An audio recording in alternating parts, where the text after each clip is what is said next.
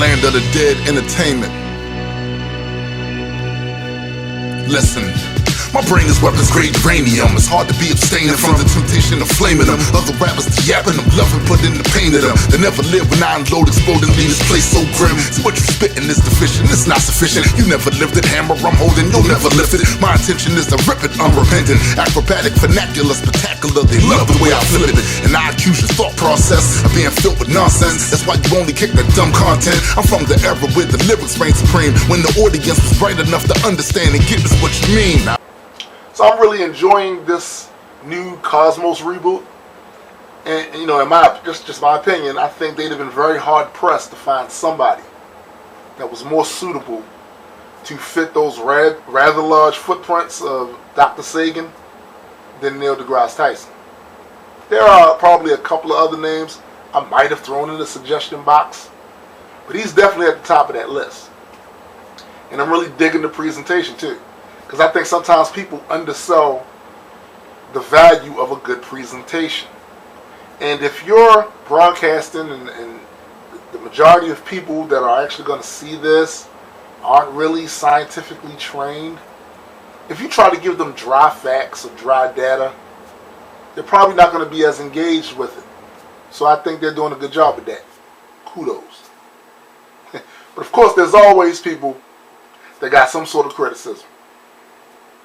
Enter the whiny, militant creationist.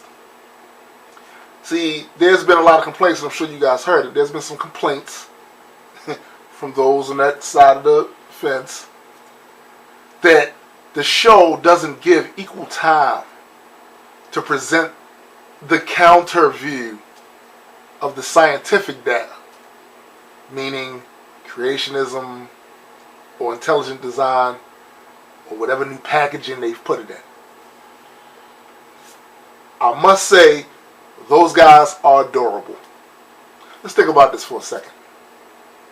The original Cosmos series aired what, in the late 70s? Now, in that original 13 episodes, did Carl Sagan present a platform for creationists or intelligent design to somehow argue their points? No. So let me ask you this. What's changed from the late 70s to 2014? What? What strides has creationism made from then to now? What? The way I see it, the only things you guys have managed to do is three things. One, you managed to change your name. It was creationism, and at a certain point they start calling it intelligent design. Two, you've managed to, and you was doing this back then, so I guess this is nothing really new, but you've managed to attempt to shoehorn your ideology into the data that's been collected. And three, and to me, this last one is the most insidious one of the list. Muddy the waters. Because, now, I understand that my sample size of the people I know is very small. So this, don't take this as me saying this is a trend or this is a whole bunch of people. But I do know some religious people who rather enjoy science. They really want to know what is the sum total of the data we've collected so far. They want to know.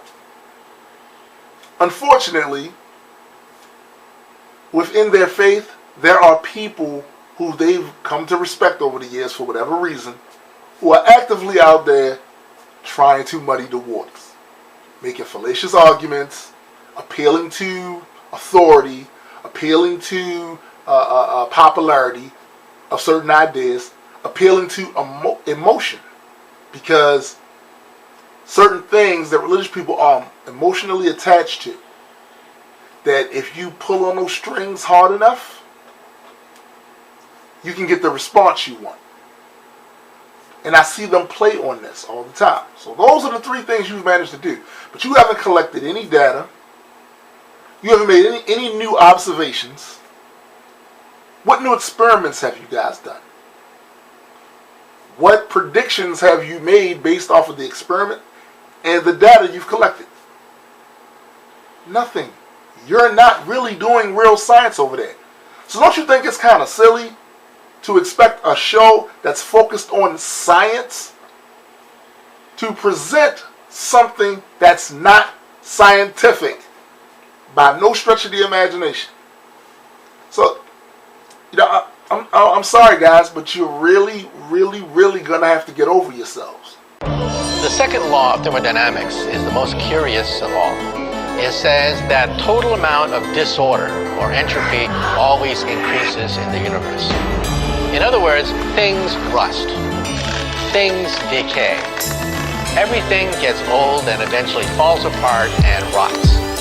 It's been about 13 billion years, and so I wonder where the years have flown. I've been a part of it all, and even witnessed the expansion grow. I've seen the laws of physics sort out themselves. I've seen the stars and planets form from out of gravity wells. Even galaxies collided with others in cataclysmic wonder. I caused destruction on levels too high to have a number. Part of reality's fabric attached to it like a magnet. I'm not a villain, there's no reason to panic.